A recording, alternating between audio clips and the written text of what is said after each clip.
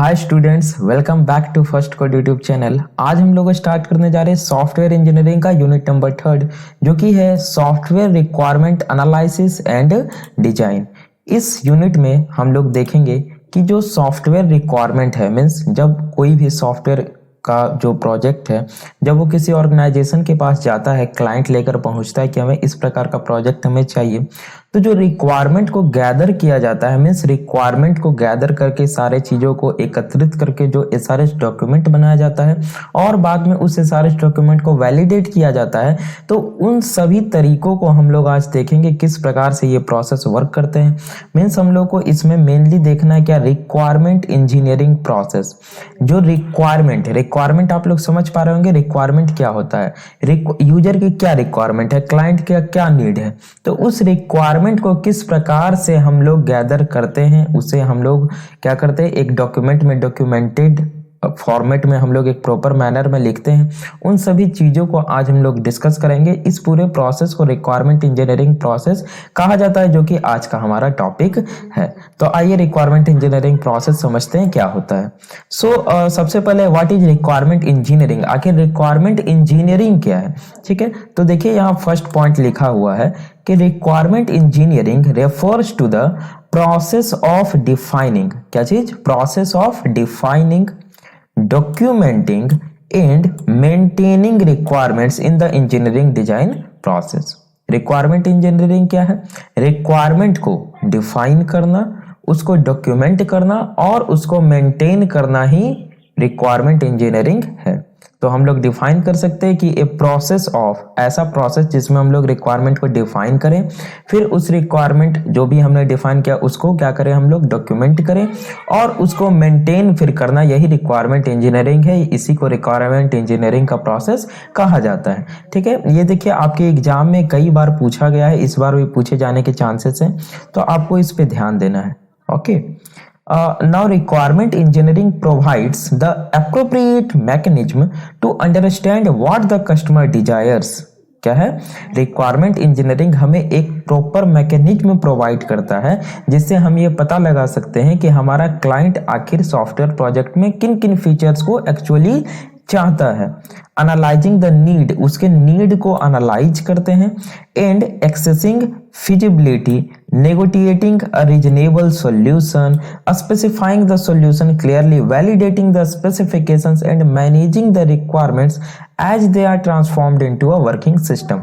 देखिए, इस रिक्वायरमेंट को अच्छे से मैनेज करना, क्लाइंट के नीड को समझना, एक रीजनेबल सॉल्यूशन के तहत पहुंचना, इन सभी चीजों को और स्पेसिफिकेशन जो भी हमारा रिक्वायरमेंट स्पेसिफिकेशन है उसे वैलिडेट करना, मेंटेन करना है रिक्वायरमेंट इंजीनियरिंग का प्रोसेस है। और ये बहुत ही इंपॉर्टेंट है, जो भी एचडीएलसी का फेज है उसमें। क्यों? क्योंकि इसी रिक्वायरमेंट के अनुसार जो भी एसआरएस डॉक्यूमेंट में रिक्वायरमेंट लिखा है, किसने, सिस्टम एनालिस्ट की टीम ने, उसी रिक्वायरमेंट को डेवलपर्स टीम के पास भेजा जाएगा और डेवलपर्स उसके आधार पे सॉफ्टवेयर प्रोजेक्ट को बनाएंगे।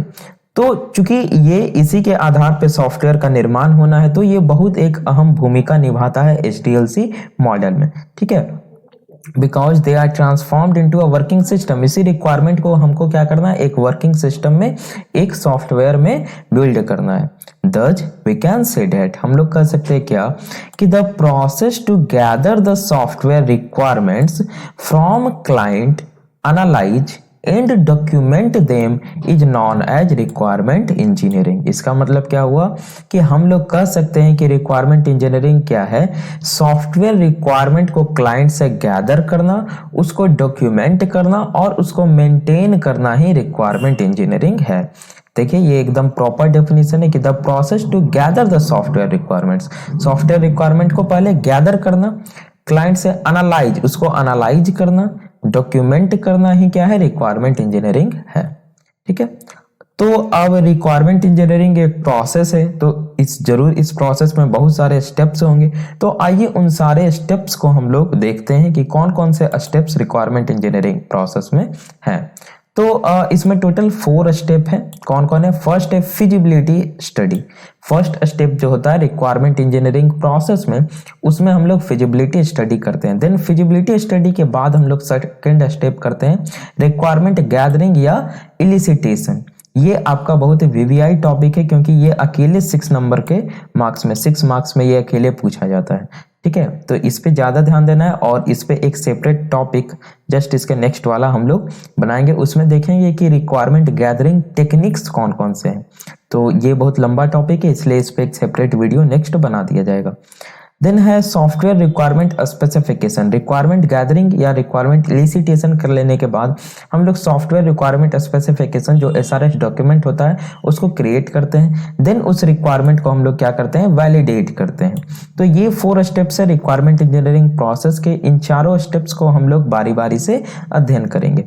तो फर्स्ट स्टेप जो है हमारा फिजिबिलिटी स्टडी, ये क्या होता है? When the client approaches the organization for getting the desired product developed, it comes up with a rough idea about what all functions the software must perform and which all features are expected from the software। देखिए, जब कोई client किसी organisation को approach करता है कि मुझे इस प्रकार का डिजायर्ड सॉफ्टवेयर प्रोडक्ट चाहिए, तो वो अपने दिमाग में एक रफ आइडिया के साथ आता है। वो कुछ एकदम मतलब पूरी तरीके से 100% सही तरीका नहीं लेकर आता कि अच्छा हमें इस यही फीचर चाहिए, इस तरीका का चाहिए। वो एक रफ आइडिया लेकर आया, अच्छा इस तरह का चाहिए, इस तरह का चाहिए, हमें ये फीचर्स भी चाहिए, ठीक है ये भी चाहिए। तो उस रफ आइडिया को जो भी एनालिस्ट के टीम होते हैं उसको क्या करते हैं? उस रफ आइडिया को अपने पास सुनते हैं पहले, उसके बाद उसका एक डॉक्यूमेंट बनाते हैं जिसे फिजिबिलिटी स्टडी रिपोर्ट कहा जाता है।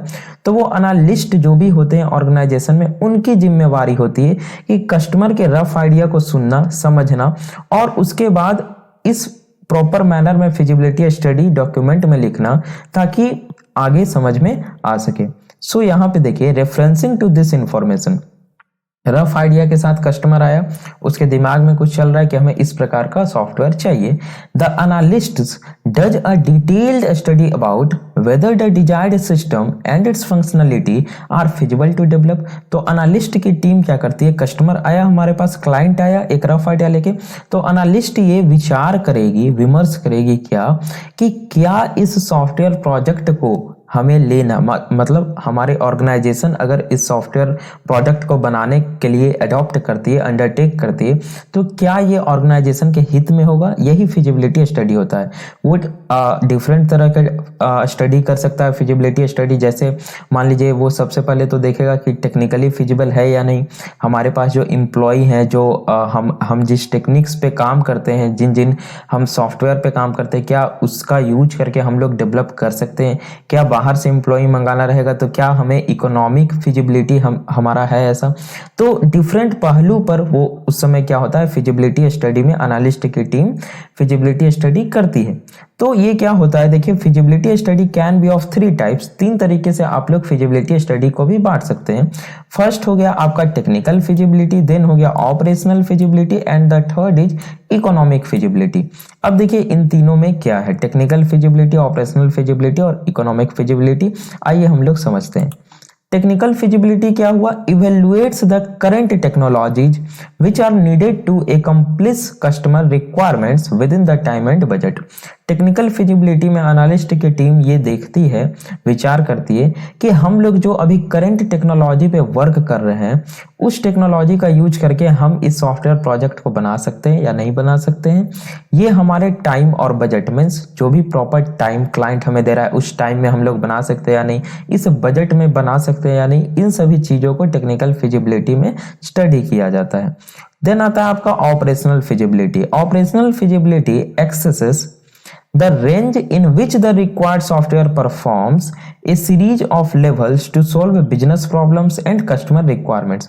इसमें जो भी बिजनेस प्रॉब्लम्स और जो भी कस्टमर के रिक्वायरमेंट है उसको ऑपरेशनली विचार किया जाता है कि क्या ये ऑपरेशनली फिजिबल है, क्या ये ऑपरेट हो पाएंगी चीजें। इन सभी चीजों को ऑपरेशनल फिजिबिलिटी में डिस्कस किया जाता है, उसे स्टडी किया जाता है।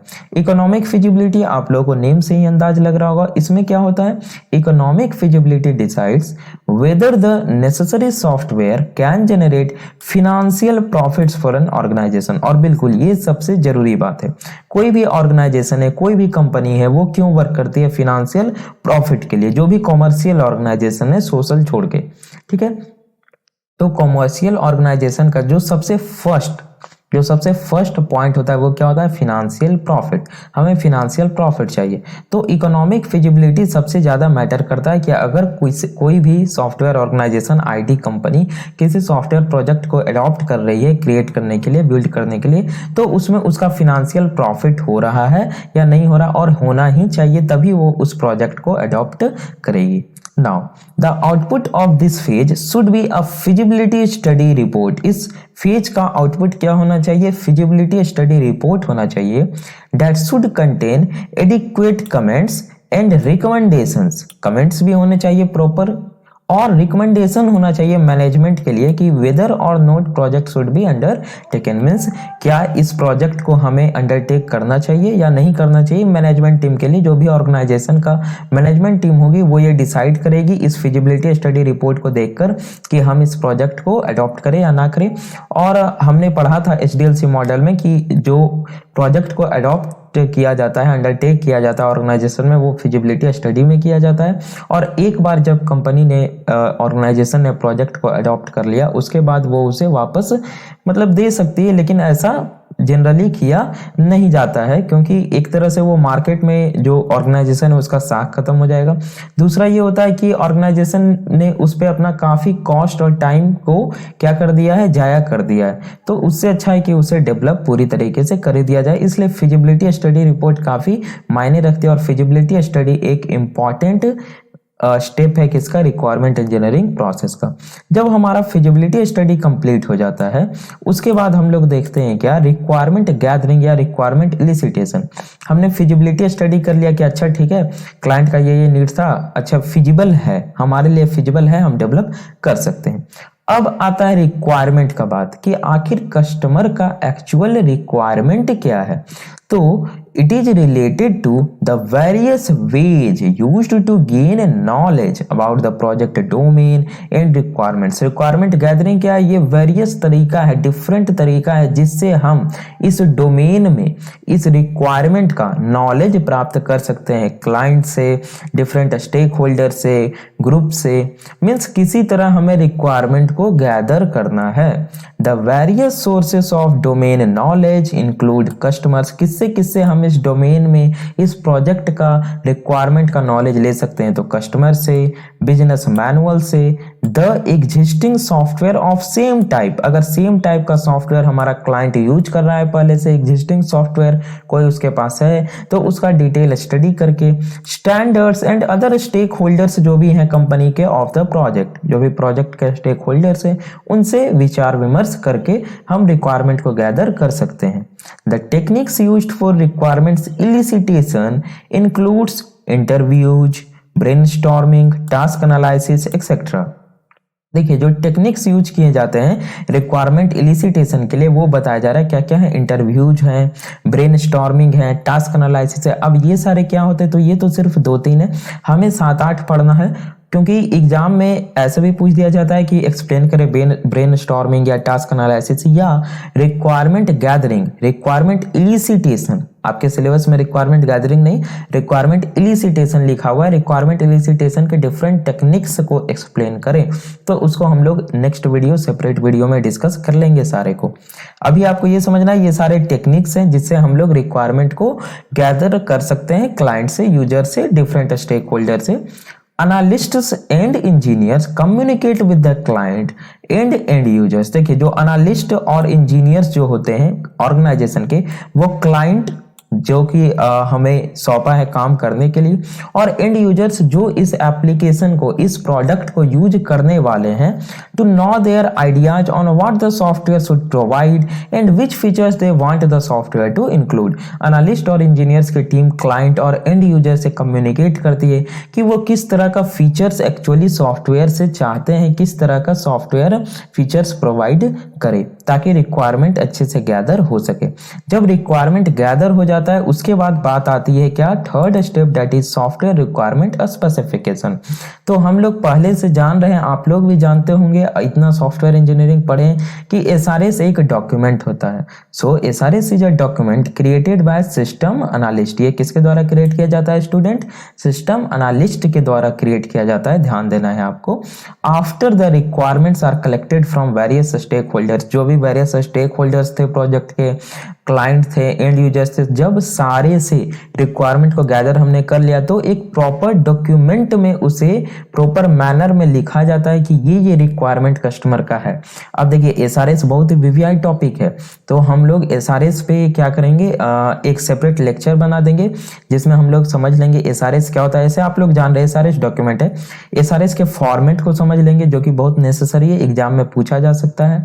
फिर समझ लेंगे एसआरएस के क्या फीचर्स होने चाहिए, ठीक है, एसआरएस को कौन क्रिएट करता है, कैसे क्रिएट होता है, सारी चीजों को हम लोग बारीकी से उस लेक्चर में समझेंगे, ठीक है।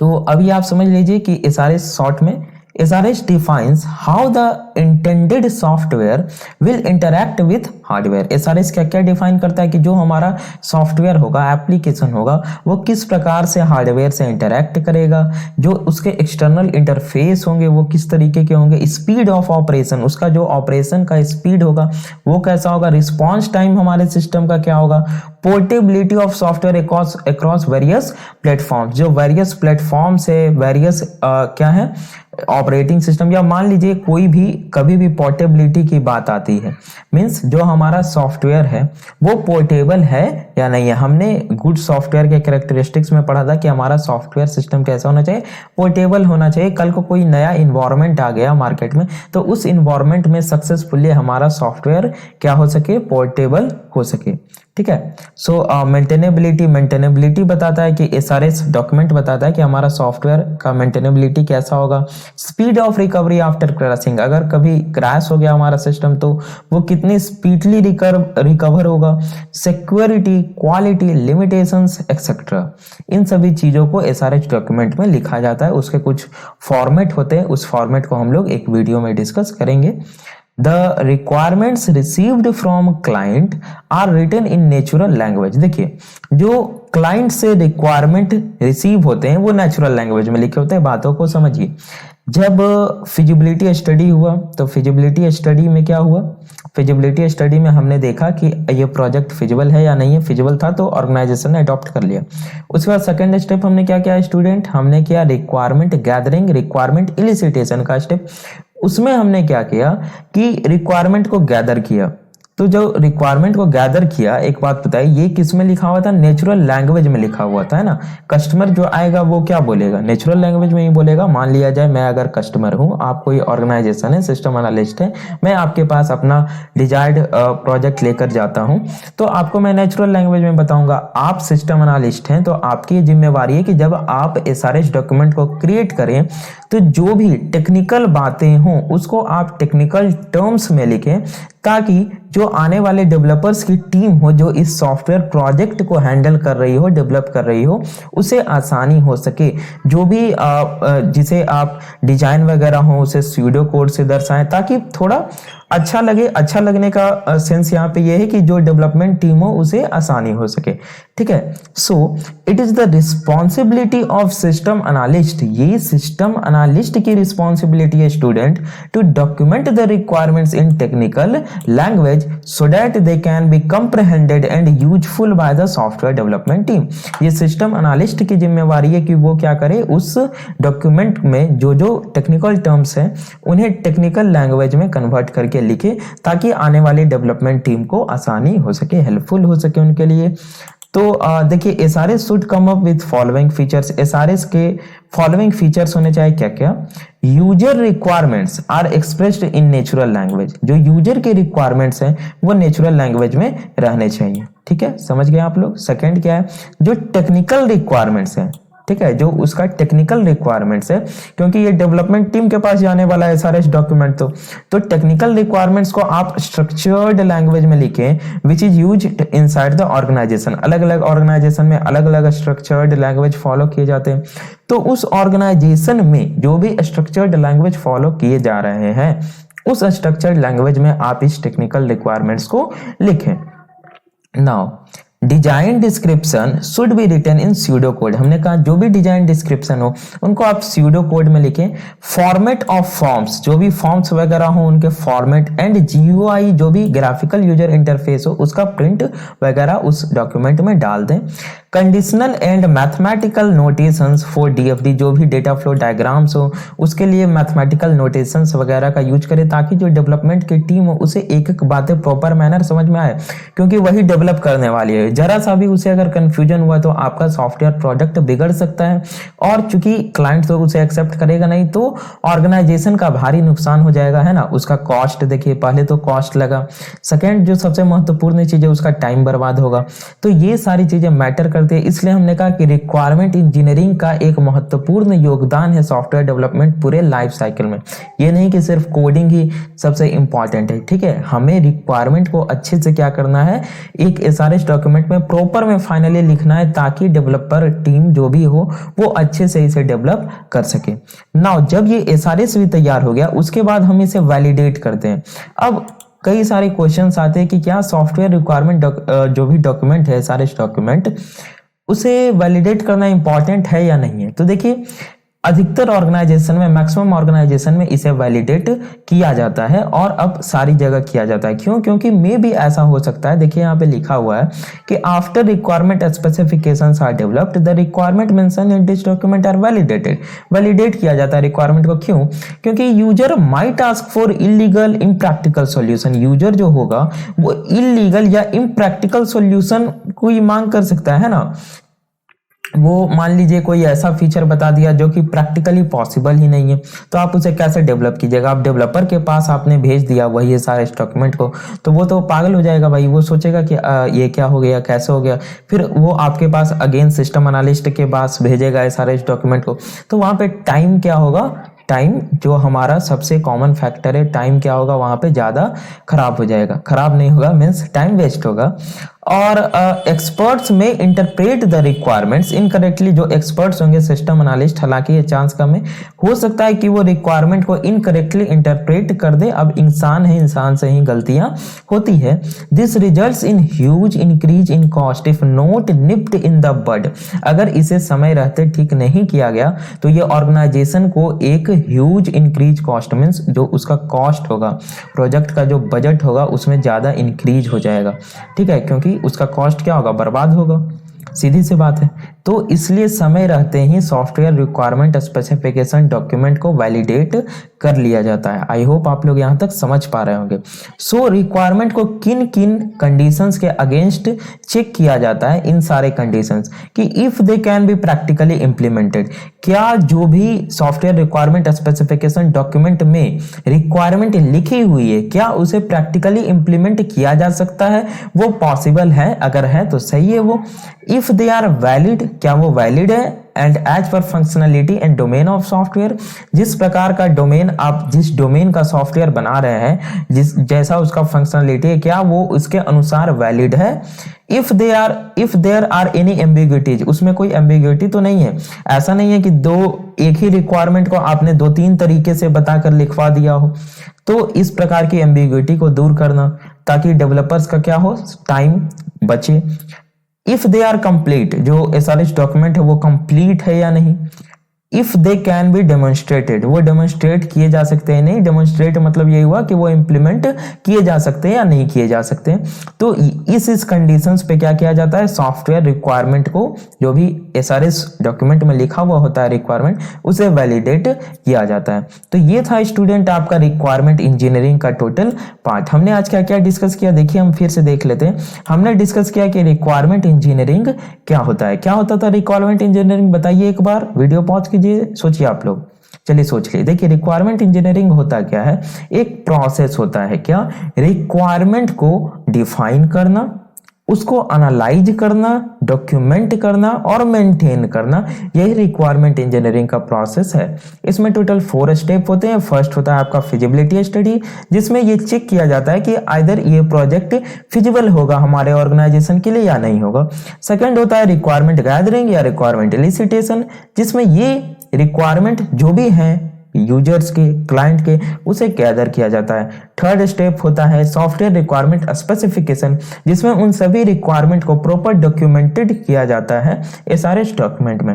फोर्थ होता है आपका सॉफ्टवेयर रिक्वायरमेंट वैलिडेशन, जिसमें रिक्वायरमेंट को वैलिडेट किया जाता है अगेंस्ट ए सर्टेन कंडीशन, जो कंडीशन हमने देख लिया।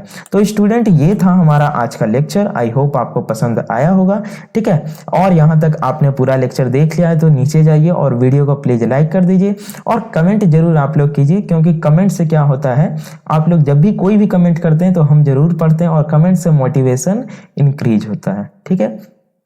तो मिलते हैं अपने नेक्स्ट लेक्चर में, जहां पे हम लोग देखेंगे क्या कि सॉफ्टवेयर रिक्वायरमेंट जो भी है उसके गैदरिंग, इलिसिटेशन के कौन कौन से टेक्निक्स हैं। तो मिलते हैं अपने नेक्स्ट लेक्चर में। Thanks for watching.